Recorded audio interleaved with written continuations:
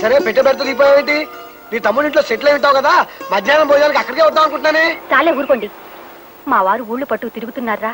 నాకు ఇంకో దిక్కుతాతగా నీ దగ్గరకు వచ్చానంటే సొంత అక్క నన్న అభిమానం కూడా లేకుండా నా ఇంట్లో ఆడ నీడ కూడా పడ్డానికి వీల్లేదంటూ నన్ను జ్యోతిని మెడపొట్టు గింటాడండి.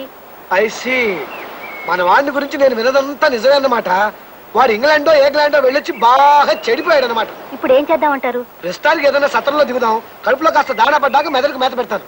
ఈ వాసురాబుర్రా ఐడియాలు గరిగరా.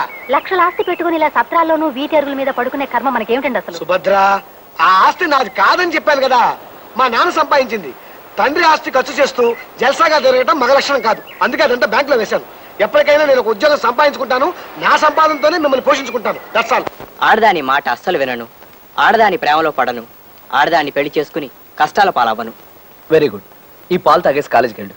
పాలొద్దన్నయ్య, ఈ మధ్య అవి తాగుబుద్ధి అవడం లేదు. అదే నీలో రాకూడదే ఆ మార్పు. తాగు.